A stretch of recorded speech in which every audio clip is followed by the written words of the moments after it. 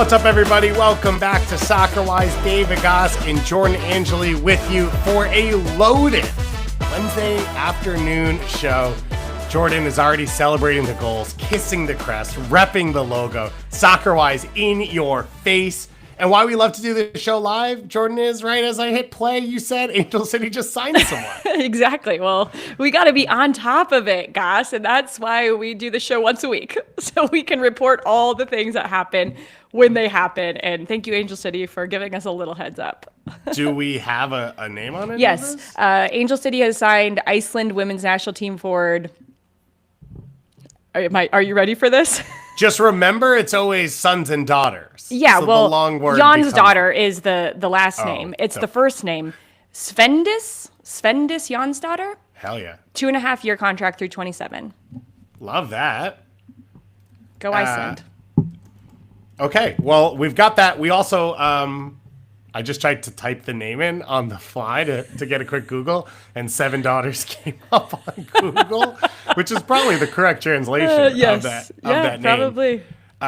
The same week that Vanessa Gillis finally signed permanently now with Bayern Munich, which is fascinating, and that Bayern Munich's coach is now coming over. I know, I'm bummed about that. I was ready for Gillis to come back to NWSL. She seemed very committed to not coming back to NWSL. It seems to be a running trend over the last 3 years. So congratulations to her. Obviously an awesome place to fall.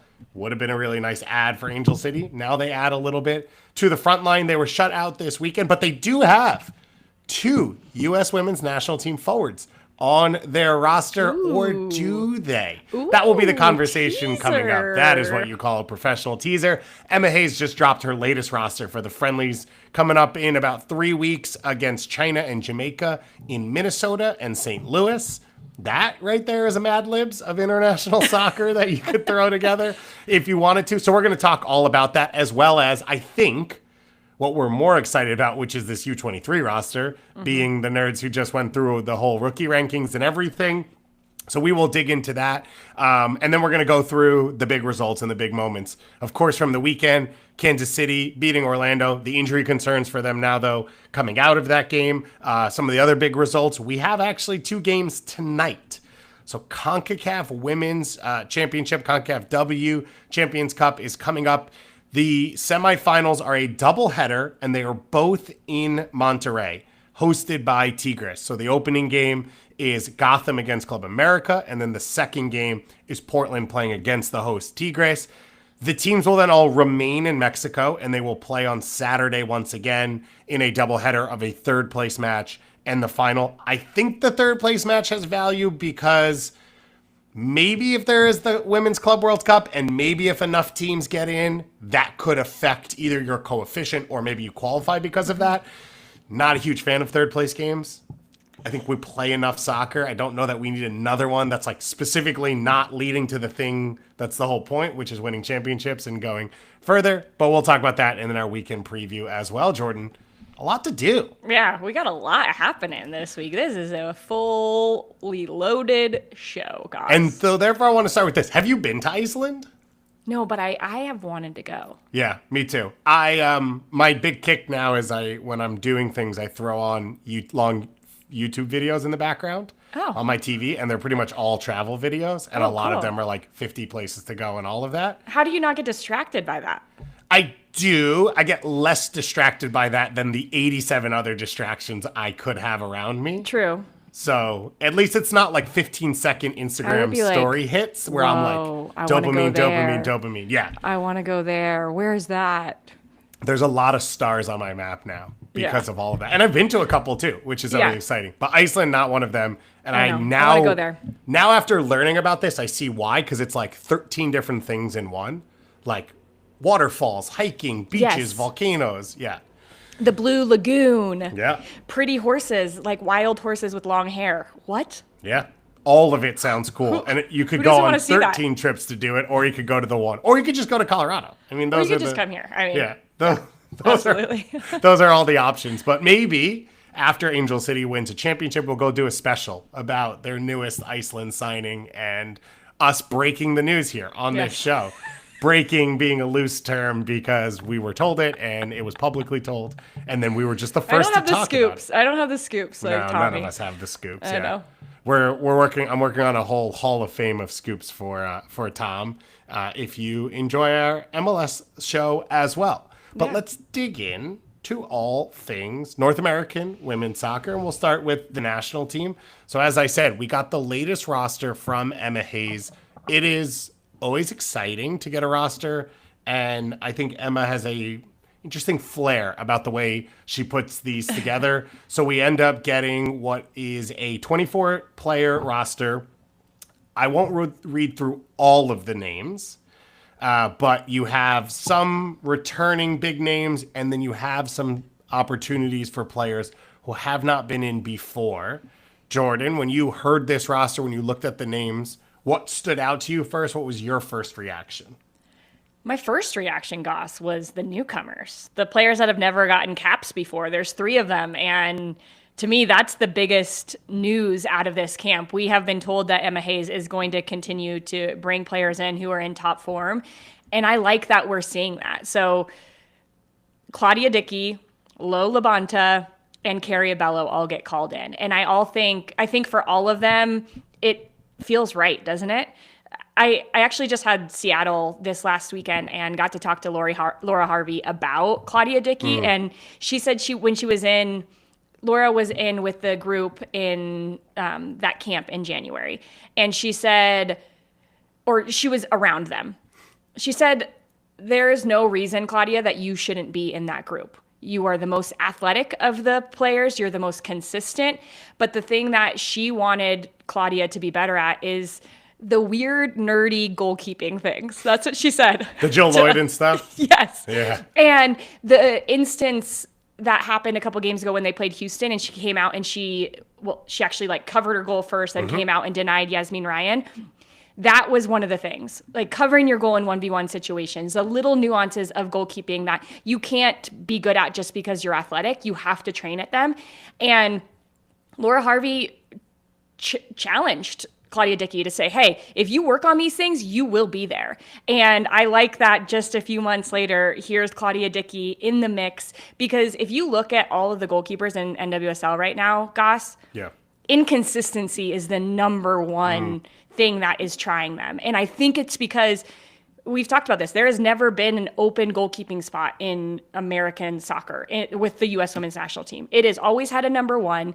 And now that there's not a number one, you can feel the pressure that these goalkeepers have to try to win that spot. And pressure is a privilege, and it's a good thing, but it also exposes your weaknesses. And I think we're seeing some weaknesses in these players. How do they adapt to them is the big question. But for Claudia Dickey, I think she's been pretty consistent with her feet, with her crossing ability, probably the best in the league. And now as she works on those nerdy goalkeeping things, she is starting to round out her game, and it's a good time for her to be brought in and see if she can be tested against either China or Jamaica. It also, I think, comes with the context of there is this U23 roster that Jordan Silkowitz and Angelina Anderson are on. And I do think Jordan Silkowitz is someone else who's performed at a high level where I think could be in this convo because there's that other camp. You could understand then that Dickey gets this call in. I think it's totally fair to say that she's been one of the top performers.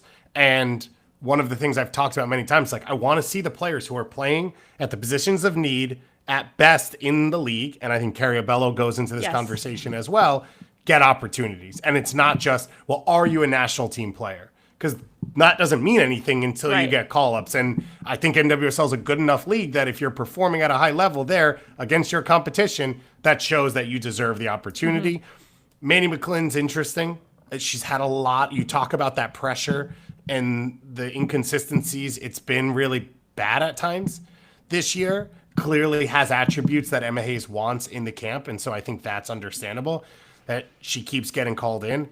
I think Anna Morehouse still deserves opportunities with the way she has played in NWSL. That would be to me the biggest. Well, she's with the England national Sorry, team. Not Anna Morehouse. Casey Murphy. Casey Murphy. Okay, cool.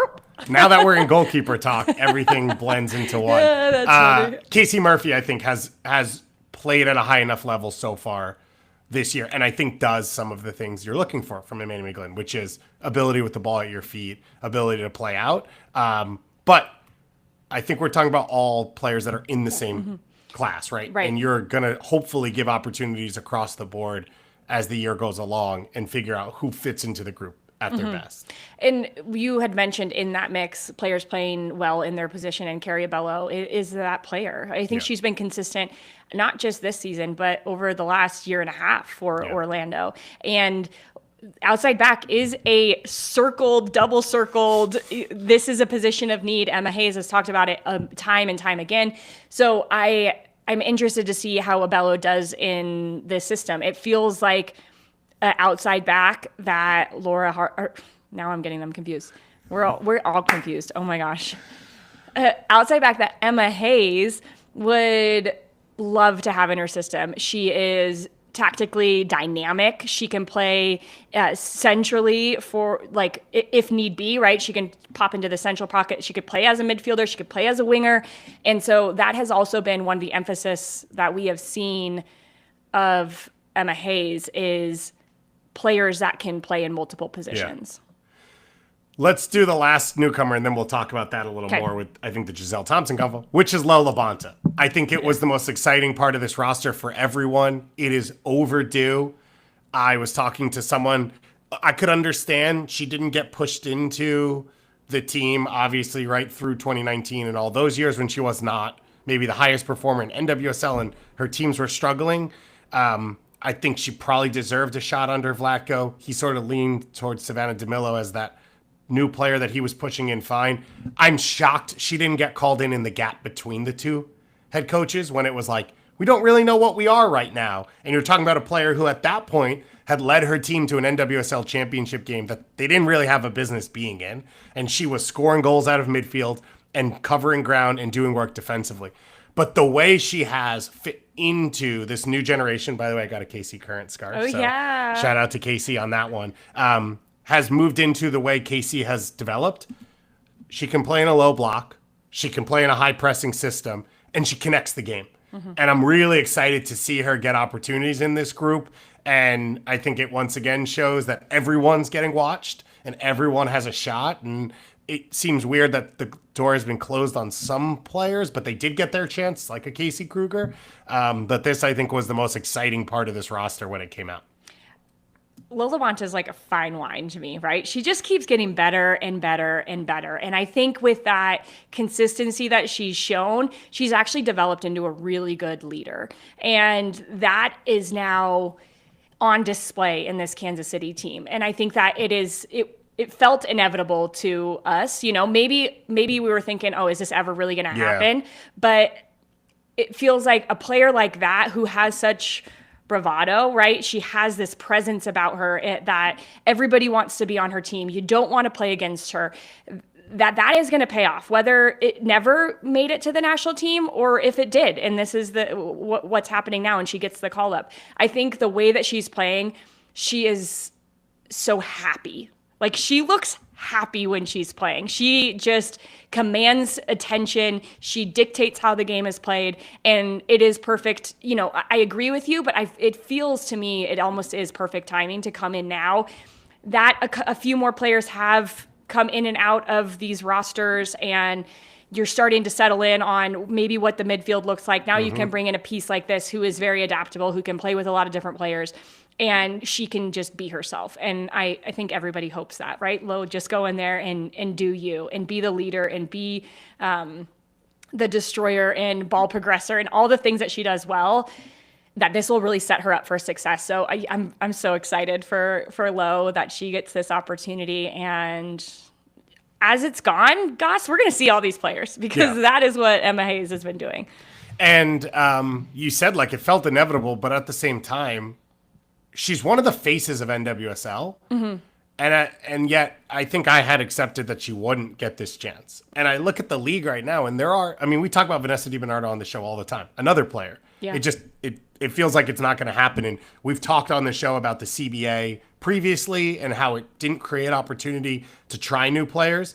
You talk about Sam Staub, and maybe her injury came at the wrong time. But again, another player who's now deep into her prime, high performer, not getting an opportunity. You think about Ryan Williams as well. Like, it just felt like we kind of had this list of these are winning NWSL players. These are players that are the reason their teams win, not just on winning teams that just weren't going to get called in. And, you know, the last generation maybe held on too long and they didn't get their chance. And now the next generation. I mean, I was texting with someone about Tara McKeown coming in, and I was like, you have to take advantage of this camp because we just did a show about 5 center backs, 22-year-old and younger center backs who are coming.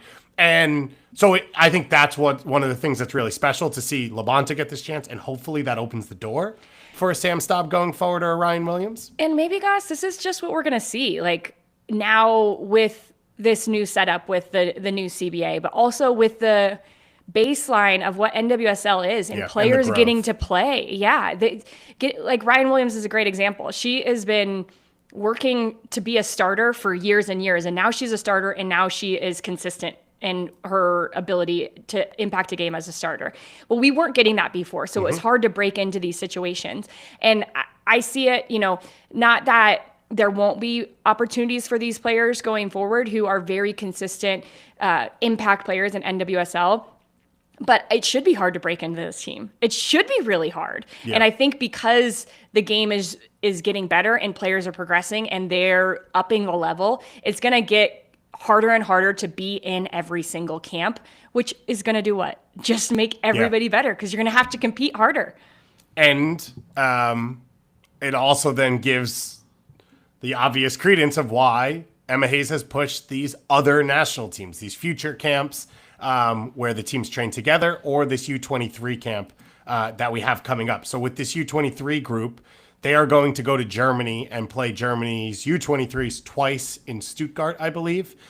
We have the full roster that came out, which I was unaware of until earlier today. So I was ready to start throwing. Yeah, I was going to build a roster. Have us like, okay, let's say who we think should be on this team.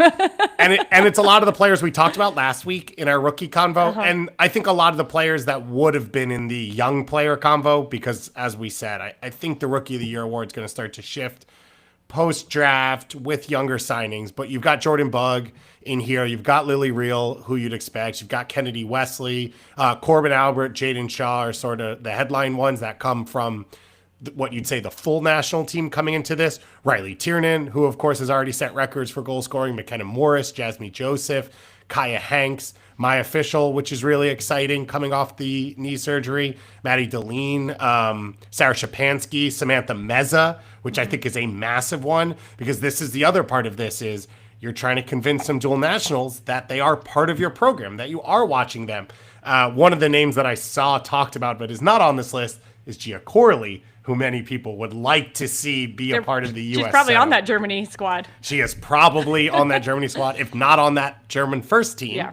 And that's part of what the U.S. is fighting and battling against, which I think is great, is there's enough talent and there are now other options for players to go play for national teams that have bigger setups. I will just say, Gia said she is not convinced as to who she wants to play for yet when we talked to her earlier this year. So, and she has been, you could argue, a top 25 performer in the league, right? Top 25 for sure. Easy. I was doing across all positions, not just in one position. Yeah, but even that. Yeah. She has been so good. Yeah. And San Diego has been really good. And I feel like has a lot of the fluidity in some of their movements that Emma Hayes wants in the national team. So anyways, this U23 roster is really exciting. And let's not get stuck on Gia Corley. We could do the Gia Corley thing. I think everyone wouldn't mind. But yes. I'm really interested in this group. And I think the thoughts go straight to Jaden Shaw, Corbin Albert. I like this. I like that these two are on this roster because you see potential in these two to be leaders of the U.S. women's national team for years and years and years to come. I think that is pretty safe to say, right? Like, Corbin Albert has had her time with the U.S. women's national team. She's been a consistent starter on and off, right? Like, started multiple games and maybe coming up off the bench. So she has had a role within this group. Same with Jaden Shaw. Had kind of come onto the scene fast and furious and made it obvious that she can play with this team. Now you say, go play with these players that are your age and figure out a way to lead this team. Yeah. Figure out to be the player on this group, which has a lot of good players, but you're going to be the glue that holds them together. You're going to be the experienced players playing it in international competitions at a high level. I think this is a really smart move when it comes to the longevity of these players' careers. And I I think people were shocked that they were on that and maybe like, what's wrong? I'm actually like, I think this is a really smart play. I think it's definitely case by case. Like I have said, and my example here is we also have a U20 roster that got announced for U20 World Cup qualifying. Kennedy Fuller's on that roster. Kennedy Fuller is one of the best players on the field for Angel City and NWSL. I don't need her to play in a U20 camp. I understand the life experience, so I'm fine with that, right? Like, that's really cool. I understand connecting to players your age, representing your country, and I understand for the U.S. program wanting to win things. That, to me, though, is she should at least be in this U23 camp, if not even being called into this first team camp, or I would say I'd rather have her playing Angel City games and training with that group, maybe. But for Jaden Shaw... It's so funny because I feel the opposite. I know you do. But you've also played in the U20 World Cup, which is a ton of experience that I've never had. And I think, like, if you don't have Kennedy Fuller in that camp, then nobody sees where the bar is set. Like, Lauren Cheney was in our 20 camps. Yeah. Alongside U.S. camps. So she would train with us some days and train with and to watch her train, we were like, that's the standard. Yeah. Amy Rodriguez, that's the standard. And but so that was a different time. Okay, yes. Like, she was not going to get high-level training and play outside of that where... We were playing in college. Yeah. So, yes, that it was a different time. So I get what you're saying as a pro. But yeah. But you're saying having that standard setter, having a leader, there is a ton of value in taking a player and saying, pressure's on your shoulders, can you lead? And I think players learn a lot about themselves. I fully agree with this. And I'll say this for Jaden Shaw specifically. I think it's going to be great to put Jaden Shaw on the field with, I was trying to do math in my head, 21 other players that you are saying these are future Champions League and championship players, and for her to see that she's better. And like straight up. Totally. In the run she's in and the experience she's going through, to remind her that you are 2 or 3 years younger than most of these players and you are the best player on the field. Like, it's okay, right? You're 20. And to then change her experience. Speaking up in the locker room, do you learn a little bit about yourself? Do you start to see what triggers other players? So then maybe that changes the way you see things, the way you train. Yes, there's a ton of experience in all of that has a lot of value. I think it is case by case, though. Like, I think having Olivia Moultrie come into the first team is the right move because she's pushing and she's ready. And I think she does some of that in Portland with the way that club is set up, how young they are, and all of that. So I think all of that's super exciting. I love having a space for, like, a Riley Jackson to get a call in. Like, you're not going to get into the first team right now, but you're playing every week at your age, and you're playing well. Riley Tiernan. 100%. Like, that's a tough spot to break into at the senior level after only playing, 11 pro games? But like, not even 9. 9, right. But you're showing that you can play at that level and you have that opportunity. And as I said, a player like Meza, who I think has a future, but would not be surprised if Mexico came and said, like, oh, we think so too. Let's show you tomorrow. Like, come start for us in midfield. And so I think that's where you get all of this sort of works together and makes a lot of sense. One note, I think Yasmin Ryan, they said, was injured, so not available for that first team, so maybe would have been called into this. But otherwise, this U23 team is a lot of fun. It's a lot of the players we talked about last week. Sarah Sapansky, we mentioned in our rookie convo. Lily Reel, another one that we mentioned in our rookie convo. So a lot of players that have a bright future, and you get them in the camp. You get data on them. They get to learn a little bit the way things work in U.S. soccer before maybe they get called into a full national team camp, and there's less of the, like, shock value of, oh, this is how they do things here. Like, you get to sort of develop players into that whole experience. As I said, the games are against China and Jamaica in Minnesota and St. Louis. That is coming in the first week of June. So, of course, we'll have your coverage here at Soccer Wise. Let's dive back in. Why am I just thinking it's a Midwest swing, y'all? I don't know. You know that Nelly song? You don't know that Nelly song? No. I know a lot of Nelly songs, too, and I don't know that one. Well, maybe I sang it wrong, but that's all I can think of when you're saying Minnesota and St. Louis. Like, we're just staying in the Midwest. The St. Louligans. Yeah. Let's talk about a little Midwest in Kansas City, and we'll talk a little Florida in Orlando. Kansas City going to Orlando, getting the 1-0 win. I convinced you that this would be a high-scoring, explosive open. Yep, you did. And I cursed it, and it was wrong, and I apologize to everyone involved for that. You're accepted, Jordan, I guess. But it was, but it was tense. Yeah. It was intense. It was physical. I think you saw these two teams at a very similar level, but maybe at a notch above the rest of the league right now. It was more open than the last. I mean, not the. I take the playoffs yeah. out. That last time they played in Orlando in the 0-0 draw, but I felt like both teams, even in it being open, were more conservative than we have seen them all season long. Would you agree with that? Yes. And I was a little shocked, like watching it again. This was I think the first game that I watched of the weekend. So this is what, like over a week ago. On the heels of like I was supposed to call a game and my game got moved to the next day. So I'm like, what do I do now? Like I have to prep, but also should I watch this game? So the big thing I noticed in that like multitasking was Orlando's defensive shape, and they were sitting in a more of a 5-back, like a 5-2-3, really, right? With Marta, or a 5-3-2, I would say, with Marta and Banda up there, because there was no winger. That's what I noticed. No Watt to stretch. So it was when the ball got to Banda, it was like, we know what we're going to do. Take out Banda, take out Marta, and that's all the attackers that were going to be around her. I don't know. I just felt like Orlando could have been a little bit more brave in the way that they set up at home. Because if you're going to lose, like lose. Go play your game. Go play with the players that are your best players. I think Chalufia should have started.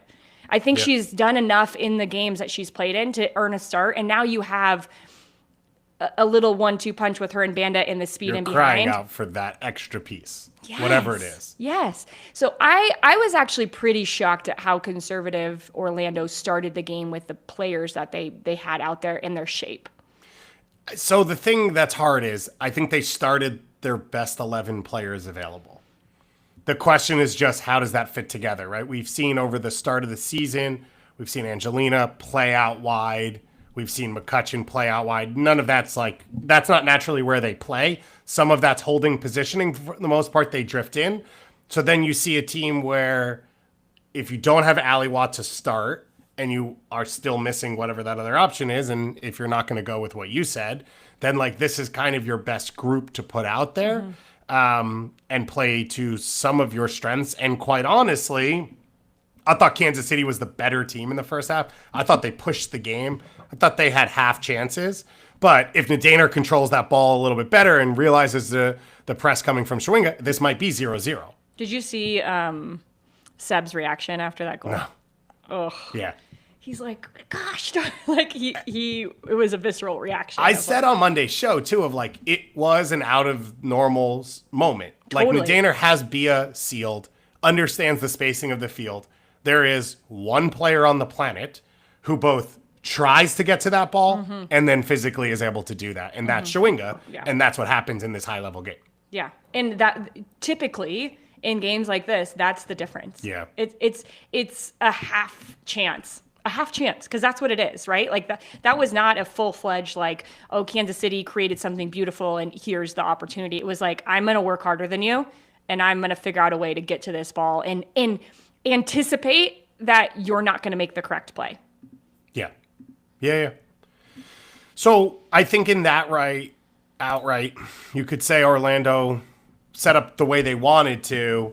The game state went not how they wanted to, because I think you're right. I think at home there should be more responsibility to push the game. You're also now in danger of a situation, and I know it's early in the year, but like if you meet later on, is it happening in Kansas City? Have you sort of like ceded that opportunity to be in the driver's seat to host the games, which was so huge in the postseason last year and was such a big part of how they were able to beat Kansas City in the semifinal and get to the final. So I think a lot of that, I think it's fair to be frustrated or upset, and I think for the fans, you could be. They are a team right now that just doesn't seem to have a lot of answers in the attack. And like you said, it is straightforward for defensive teams. It's not easy. Taking Marta and Band out of the game is not easy. Right. But it's possible right now because you don't have the other elements to hurt them. And you can throw numbers. I mean, Marta is triple teamed every time, every time she drops in to touch the ball. In this game especially, you had LaBonta and Hutton right around her. And then whichever wingback was on that side, because I felt KC was playing. And I don't know if this was reactive or purposeful, but it felt like to me Wheeler was a right wing back And so you kind of had a 5 in the back for them as well, which worked because of Debinha's movement out of midfield and Debinha becoming a right winger, center forward, and attacking mid all at the same time, and Bia and Shawinga being fine with swapping. And I think the first 10 minutes, Bia's out wide right for a lot of it because she likes to pick up the ball with a little bit of space. Then she's playing center forward, obviously on the goal. She's helping create. Shawinga's making runs across the field. Like, there's so much movement in that you can kind of afford to maybe add an extra defender out there and not really risk losing the ability to attack. Yeah, no, that's a good point. And I think it's a lot to handle when you're playing Kansas City in the way that they move off the ball, the numbers they get forward quickly and how effectively they can do that. So all those rotations that you just mentioned, like, try to deal with that, try to figure that out. So I get having an extra number there, and you want Oyane on the field, right? You want to have a Cariobello on the field. All these players that you want to utilize them in attack without giving up anything defensively. So I understand it. I do. I understand the thought process behind it. But I just feel like with the run that they're on, which hasn't been, they haven't been in form. Yeah. If you're going to lose at least the way that you want to play. Therefore, you can figure out where your weaknesses are against the best team in the league. But that's how I would approach it. And the run is, if I'm accurate, I believe it's 4 of the last 5. They have not won. Yes. And winless in the last 3. Yeah. This is a team that won the double last year. This is a team that went undefeated for 23 games. Like, what is this now? And not just like, what's this run, but like, what's the convo in this group about what the regular season this year means to them? Basically saying if the Shield is out of reach, and maybe it's too early to say that. Yeah, I don't think it is. Okay. Yeah. So then that's the answer then, right? They're coming back in and saying, like, we have to turn this around now because we have to push for this. Kansas City maybe is the only team that is going to be, that you're chasing, right? Because Washington hasn't shown that they're consistent enough to take the Shield. I just don't think the Shield, the way that NWSL is going this year, and I don't know, after 4 games, I was like, maybe my theory isn't right, but expansion happens and things kind of like make the table a little bit more expansive than it has been, right? From top to bottom, there's more points between teams. And then the teams in that year figure out who they are in that expansion year. Then the next year, I feel like we see more consistency. We see more tactical adaptability. Like, I think teams are tactically switching up how they're playing, depending more than we've probably ever seen in NWSL. So now we're in this season before expansion. I think next year it's going to be a little wild again, and the table's going to be more spread out. But this year, it feels to me like it's going to be a little bit more of a race for the Shield, because I don't think anybody is unbeatable. And that brings us to Kansas City. Like, now with what is going on with them, with these injuries that they acquired in this game, it's brutal. And I think that now they're thinking, okay, how do we adapt to this? It is wild because this happened to them last year. They just lost to Orlando, right? They came out of that Orlando game. They lost Robinson. Bia obviously had a long-term injury that hampered them for a large part of the season. So now you come in, you get the win. It feels like, for lack of a better term, the Wicked Witch is dead, right? They've overcome this ghost to them, which was Orlando, especially in Orlando. Now you're on the road in one direction. Alana Cook goes down, non-contact injury. Debinha goes down, taken off, right after getting called back to the Brazil national team. And then Shawinga ends up coming out in the 89th minute. So coming out of the game, the only confirmation I would say we got from Vlatko was that Shawinga has been, and we've seen her out of the team recently, dealing with something muscular that was what popped up. It wasn't something new, but it's something that clearly they don't have fully fixed, and they're going to have to keep working on, which probably then limits her minutes going forward. We got some reports out of Kansas City from someone named Thad Bell, who I don't know, but I think writes for the Kansas City Soccer Journal, that said injury news is Alana Cook has a long-term injury, trying to determine the extent. Debinha not quite long-term, but probably not back until after the summer, and Temwa still being evaluated.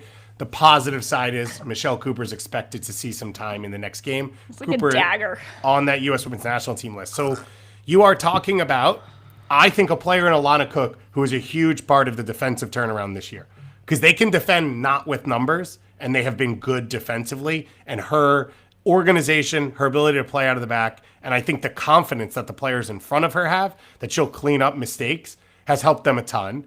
Debinha, who maybe is MVP right now of the league, and then Shawinga is obviously, I think, the best player in the league, and that's like a whole nother monster, which I think we shouldn't talk about because it sounds like she's at least going to be, for now, day to day and in and out and whatever.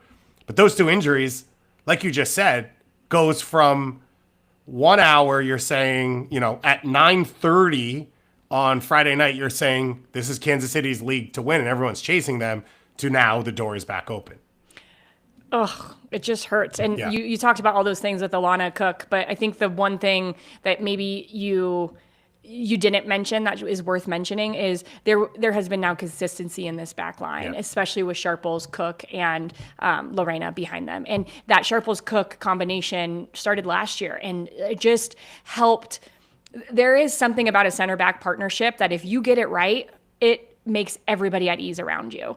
And I think they got it right. And do I feel like Gabby Robinson could step in and be that player? Yes, but she's not back from her ACL, right? So that's Elizabeth Ball will be the likely replacement there, but it feels really difficult because Kansas City has been great defensively. And how does that change now with just a different partnership as you start to work that out? Like, when do you step? What is a line that you like to hold? Those are all the things that you're thinking about every single second of a game. And when you get a good center back partnership, it starts to come easy and you just can read each other without ever having to say anything.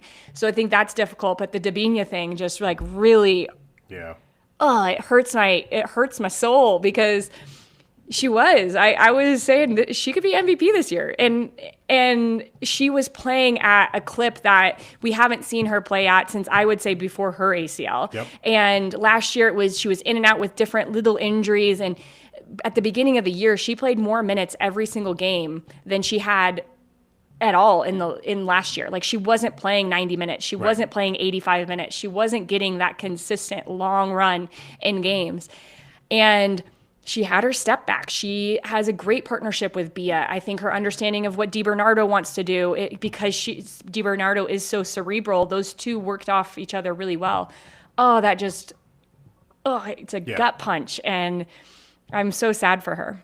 And it was one of those things where, like, when she ends up in Kansas City, you're like, this is crazy. This is the MVP. Mm-hmm. But she hadn't been that physically. And there are always question marks with stuff like that of, like, if you'll ever get back. And she did. She did. And now you're talking about a team where Shawinga's MVP, she's an MVP, you've got experience, LaBonta's going to call the national team, so much positive. Now, Kansas City is probably one of the rare teams that can cover for some of this. Yeah.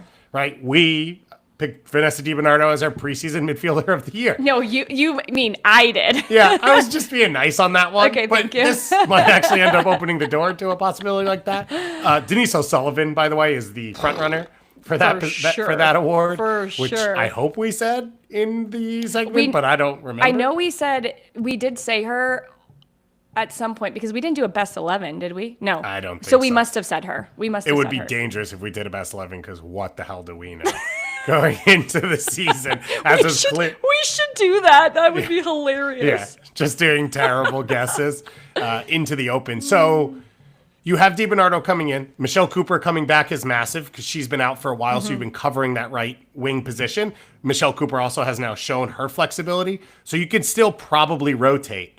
You could get Bia out of the team sometimes if you need to. DiBernardo could play out wide. You have Nichelle Prince who could play out wide. Like, this is one of the few teams that could cover for some of this. I think the question becomes the ceiling. How long can you cover for most of this? The defending is definitely going to take a step back.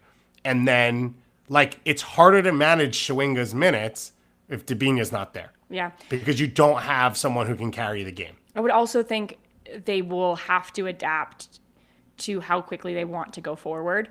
Yes, you still have Michelle Cooper coming back from injury. You probably still have Shawinga for a number of minutes, but with the players that you have then, can you be a little less we win the ball and we are going, so you can get more players into the attack, because the players that you have are a little bit more combination driven than we're going to beat you with 2 passes and just outrun you. Because has been very direct at times for Kansas City with the players that they And have. last year, I think that's what they handled wrong in the second half of the year, which was as the injuries came, they relied more on Showingo over the top, and she was completely isolated. And unless you saw the goal against North Carolina last year and the goal against Washington, which now was similar in Orlando, but that's in this top clash on the road.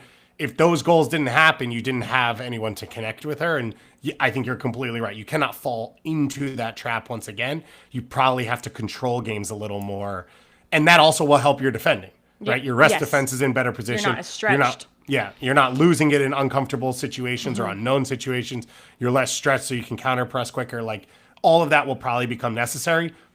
It is terrible that this is what we're talking about. I know. The week of what was supposed to be the big victory. And I wrote somewhere Pyrrhic victory because it's one of my favorite history terms. And I'm a history nerd because that is the essence of like a win that you then look back and you were like, what we got from this, but what we lost for it maybe wasn't worth it in the long term. Let's talk about a couple of the other games from the weekend leading into our midweek action. And then we will go into our weekend preview.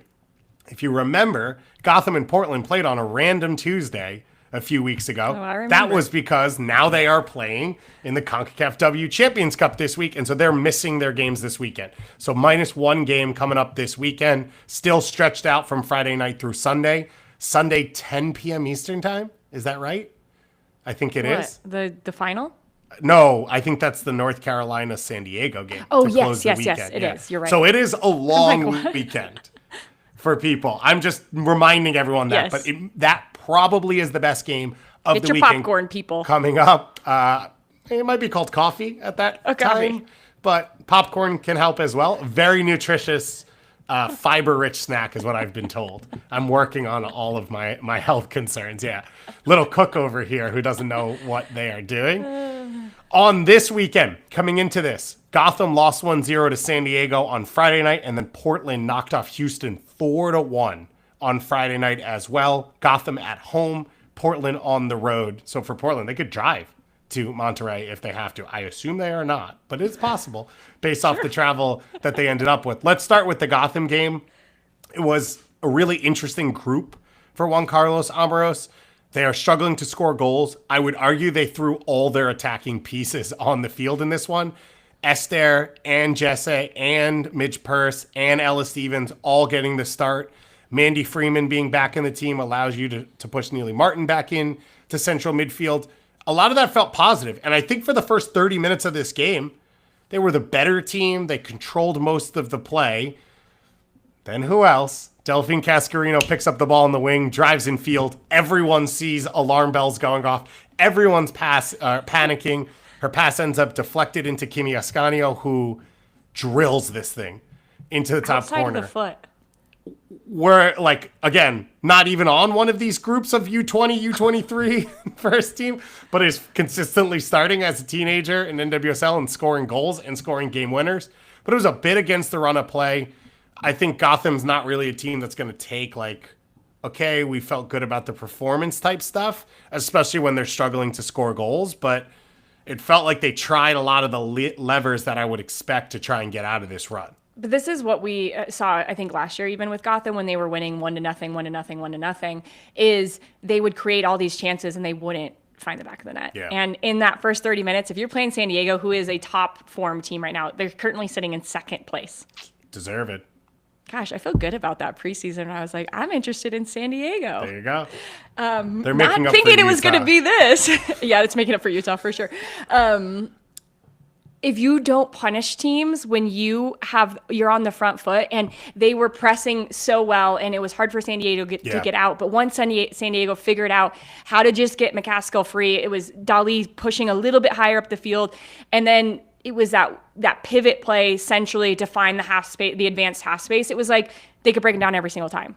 It looked easy for San Diego, and you can't give them that time to adapt. And Ascanio actually at halftime said, the first 15 minutes, we were just trying to figure out what they were doing and where the space was. And this kid, man. Yeah. This kid. It is so true, because I was like, what is going on? San Diego, this is not what I was expecting. But they were just like, all right, we're going to not give anything up too dangerous. Like they did give up chances. I wouldn't say anything was like, oh my gosh, they should have scored, which is a Gotham problem. And then it was like San Diego figured it out and they're like, we got you. And then San Diego should have scored a lot of goals and they didn't. And I think they're going to be disappointed with that. But that's the Achilles heel of Gotham is when they have teams on their heels, they do not punish them consistently. And I would say one for Ascanio, now playing two positions, right? Has played as a false nine. Leon comes into this team, so now goes out wide a little bit more.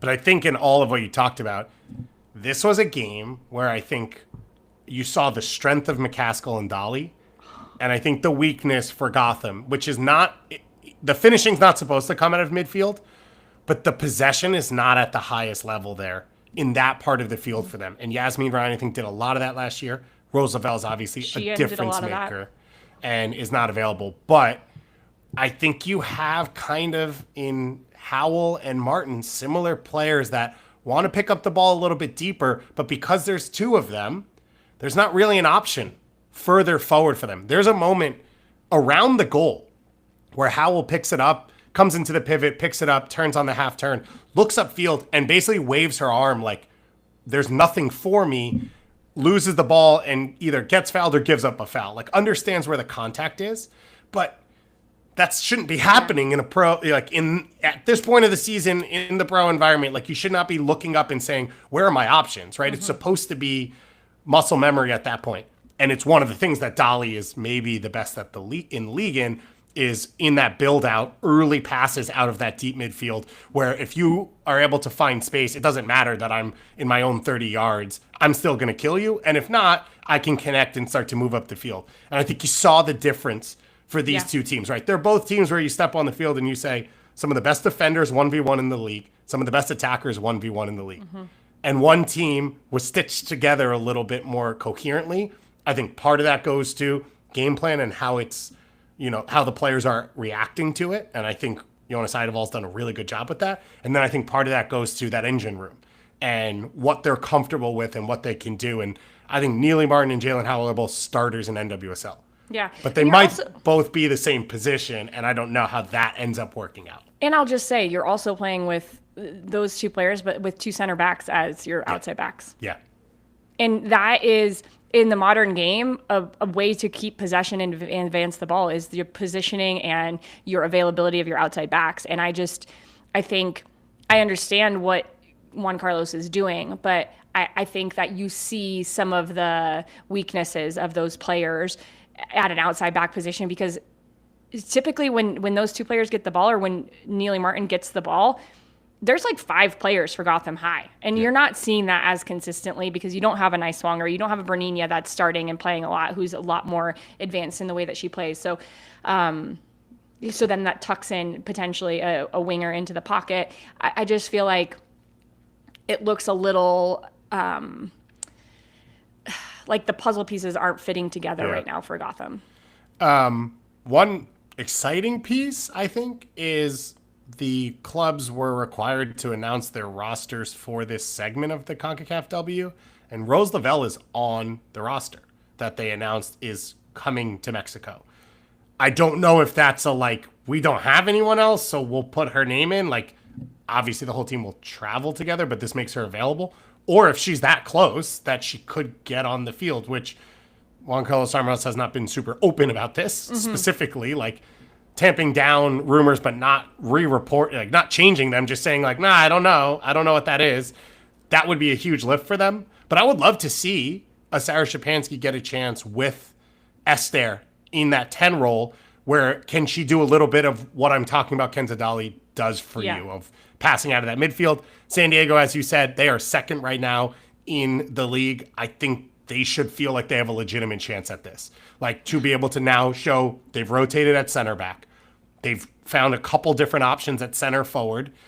Injuries are going to be a concern because I don't know that the key pieces, I don't know that they could cover injuries that KC could, but I don't know that anyone can. And when you win something like a Shield or whatever, there's always injury luck. That's just the reality of how it works. But they are, to me, very clearly in that top portion of this with opportunity. On the Portland side of things, 4-1 win down in Houston. tough run right now for Houston. I felt like the Dash should have actually felt like they played the game they wanted to the opening half, and they were down 3-0, which is absolutely brutal. I thought Portland were uber efficient with their chances. I think the penalty kick is a little questionable to me, but let's leave that one aside and move on because we're not the best at yelling about refereeing.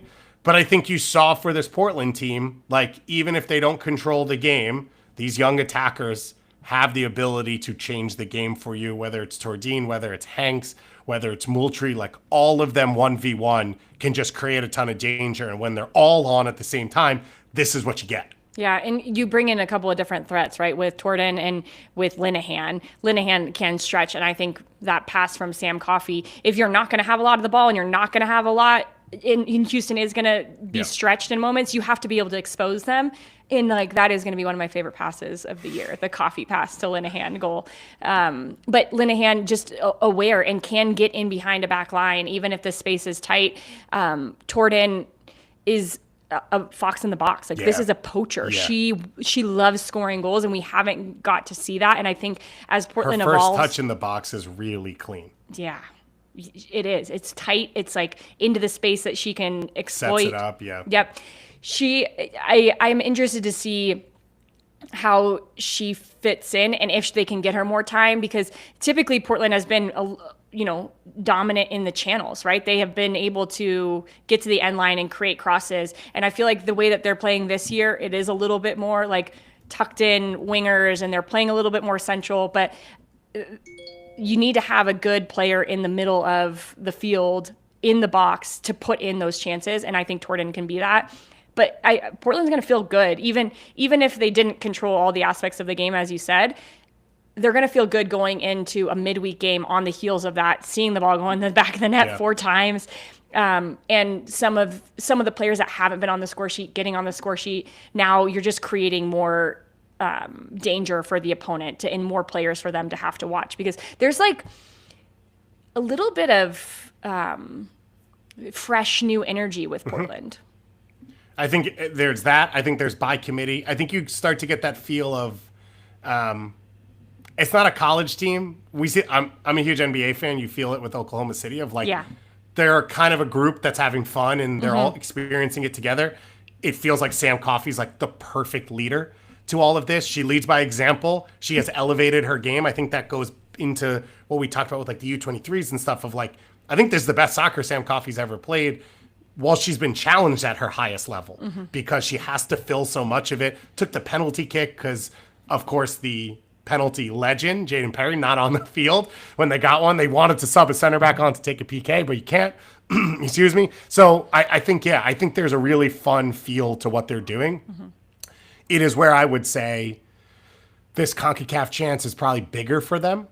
Like, can Rob Gale win a trophy? Yeah. And can these players elevate to this? And now all of a sudden, this year is already a success, and we're in May.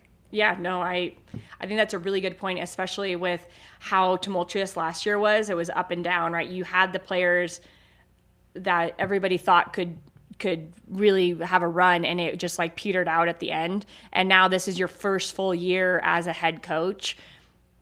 This would be big for them. Yeah. They are up against, of course, the host Tigres, so they will have the, I think, more intense crowd. Club America, though, won the Liga MX Femenal, this most recent Liga. So I think Gotham has the bigger challenge on the field. Portland maybe has the bigger challenge off the field. And maybe, fingers crossed, we end up with an all NWSL final, which I think would be really cool. The first ever time seeing this. It's, of course, has been an odd competition because it plays out across 2 calendar years, which ends up being 2 NWSL seasons. So you've got the Portland Gotham teams of last year with got you here. Now you have the teams this year trying to get over the line. But it's a chance. Like CCC, like Champions Cup for the men's, right? Except they changed it on the men's side. So it used to be this way and is no longer. Okay. There's no longer group stage. So now it's starts in like February and ends in June. Okay. Because you had group stage here, you had to play, 6 games? Oh, yeah, in the group stage? fall. So it spaced it out, and then you go into these knockouts, which positive and negative with all of that. But, I mean, the hope is you're growing the game everywhere. As FIFA announces, like 97 more teams coming into things without actually properly financing them and pushing these programs in the game top down. Rant. Yeah, always works. It's always a good idea. Let's get into our weekend preview. One of the big notes from the weekend, which I said on Monday, is Washington getting a little bit healthier. Corey Bethune got her first start. Casey Kruger played her most minutes. Hal Hirschfeld came back off the bench. There are reports now that they are trying to sign Mauro Munho from Juventus, which would be another good ad for them. Remember last year, they made these international signings in the summer. We thought maybe they were signings for the future. They ended up being really big for them. Washington plays on Friday night. They play against Seattle, who you mentioned had the moved game, which they somehow ended up winning at Louisville. I believe it was the fourth lowest amount of passes completed for a winning team in NWSL history. Believe that. I believe that. So that Seattle team just hanging on right now in that back five, but still able to get the result. Now a matchup on Friday night late against Washington, which I think is a fun one with a Washington team that just also set a little bit of a record, which was the highest XG goal difference in a game. So two teams that have played outlier performances over the last week facing off against each other. For Washington, you mentioned potentially signing this Italian player, which makes me think that, and this is just me thinking, like one of the internationals has to be on an SEI, then not coming back, right? Because where are you getting all these international spots? Yeah, I will say Ule Sarr is posting on Instagram, and that is all the reporting you need from the DC area. Okay, well that's good news. Yeah, that makes me happy. And that's who I was thinking. Like, is this Ule Sarr injury going to last throughout the year? So, and that might be her rehabbing there. Like, I don't, that may not mean this is our brains just like clicking and trying to figure out what's going on when we don't really know what's going on. Right. But for Washington, I think a lot of positives. I think maybe the biggest positive is coming out of that game with a point. Yeah. Because it could have been really ugly against Utah, losing at home to a Utah team who had scored, 4 goals before that night, and they scored 3 on the night. 3 1/2. 3 1/2. Yeah. Really, like, pretty simple plays for Washington. It just looked disheveled for them. But new players in the back line. It looked like a new formation. It looked like they were back to a 4-back. Of course, it rotates in the attack, but I just feel like for the Spirit team, Croy just adds a threat. Like, that girl, she still has zip to her. Yeah. Coming back from an injury, that's incredible to see how quickly she can get past a line with the ball at her foot or even off the ball. And, you really start to think this is exciting with Croy, Lacey, and Narumi potentially in that midfield. Lacey not available right now, but like that, it would be ridiculous. Their ball control, their press resistance, the way that they can combine with one another and then also break lines. I just feel like hello, that's going to be really fun. So that's exciting. And then even Hal Hirschfeld, like, how does she fit in that? How does Lacey fit in that? There's a lot of positives for Washington, and they're getting results without all those players. And so it feels like hopefully it's trending in the right direction and they're on the up and up. Yeah, the hope is that this is sort of the end of this. But what you said about Croy is like, this is a Washington team right now that can hit you early over the top, and they can try and break you down at a low block. They don't have threat in between because Trinity Rodman's unavailable. Croy brings that transition threat, ability on the half turn to turn a build out into an attack quickly. Good all pressing. All the things she does is what this team's missing in between right now, and it would make them much more dangerous. And so I think this is going to be a fun one on Friday night. Utah against Orlando, the other match on Friday night. So can Utah bottle some of what they got or some of the momentum? If they feel there's momentum, I don't know, coming off a 3-3 draw where you concede in stoppage time against an Orlando team that, as we said, has struggled to find their feet. I think this is a bad matchup for Utah in, like, the one thing Orlando's trying to find again is Banda in transition and Banda 1v1, and Utah has a tendency to get stretched and lost a little bit, while every team has, over the last 2 weeks, has been able, outside of the 15 minutes that Angel City fell asleep in late in the game, to at least stay with Banda. One thing I'll just say about this game, if you do not play an Ali Watt or Chalufia on your right side against the left back for Utah, then I don't know what you're doing, because that is the weakness, right? That spot for Utah is most of the goals come from that side. You need a pacey player who can go 1v1, create, and then distribute. And it could be like Ali Watt should be licking her lips, hoping that that's the call-up she gets. On Saturday, the games start at 5 p.m. 3 games on Saturday. Houston against Bay, Chicago against Kansas City, and then Angel City against Racing Louisville. Houston against Bay, I think an interesting one in if Houston's going to play similar to the Portland game. Bay, I think, has this formula coming out of the last game of sort of 5 in midfield with Kundananji alone up top. There just has not been a connection between Oshuala and Kundananji. They have both played better when the other one's not on the field. And it felt like, to me, that opening half against Angel City was a bit of a formula where Huff's making runs out of midfield, Hawking's able to stretch the field out wide, Conti comes inside and scores a goal.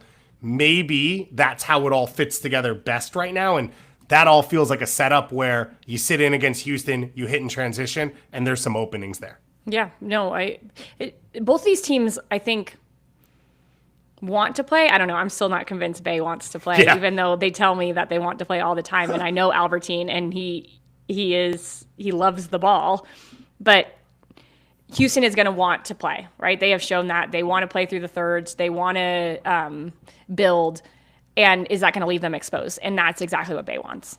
And the weekend ends with what we said, maybe the best game of the weekend. Sunday night at 10 p.m. Eastern time, San Diego against North Carolina. North Carolina, 2-0 win against Chicago. Manaka with the double. Shinomi comes off the bench, helps create one. Shaw, I think, looked more comfortable. It feels like they are now in the right direction. And this is a fun matchup of two teams who are like finding themselves right now on the fly. How cute was Manaka's celebrations? Yeah. Just like jumping up. Just so happy. Pure joy. Yeah. Oh my gosh, I loved it. This is going to be a fun game because, as I just said, both the team want the ball. This is like actually both. This one, teams. They've actually proved it. They actually do. And one of the things I think that North Carolina has added in the last few games is they're not so stubborn in their possession. That the two of the goals that they've scored, the second Manaka goal, and then if you think back to when Feely Rao scored, it was 2-3 passes, and they're in the balls in the back of the net. And I think that is something that they have to have that in order to balance how good they are on the ball, because that is going to be their like MO, right? They're going to play with the ball, but if you can't hurt teams with 3 passes, then you're not going to win games in this league. You're just not, because you can't threaten, you can't pull apart a defense with even that threat and then play in the space that they create. So I'm really interested to see these two teams. I when I watch these games with their games, I often say like, and I'll tell Sean Nahas this, I'm like, I could watch your team play out of the back all day long. Like the way that they play under pressure is beautiful. Both of these teams have similar ideas of how to build through the thirds. They want to create a box centrally. They want to use those advanced half spaces, and that's where their playmakers are. I am excited. I'm on this game, and I can't wait to see how it turns out. One of the things that sticks out to me that's interesting going into it is just formations. Now that North Carolina has shifted into this 5 in the back, San Diego has been they have played the same way the whole time, right? Just where are the numbers as you go 4-2-3-1, if you want to call it, versus this 5-2-3? You know, we talked about how dangerous McCaskill and Kenzadali are. Can you get enough numbers around them? Does Cascarino come inside and find even more of the game in there? Or with the 3 center backs, do you end up pushing Ascanio and Cascarino out wide? Where does Corley pop up in all of this? I think all of that's going to be really fun to watch in this one. And I think it's going to be the perfect capper to a weekend. Because of this, get your popcorn. We'll record my weekend recap a little bit later than normal and probably Monday morning because this game is so late. But either way, we're going to enjoy it. We're going to love watching Jordan on it as well. So thank you to all of you who were here live. Shout out to Jackie throwing in some notes in the chat for us. Thank you to all of you who are listening. And we'll talk to you again very, very soon.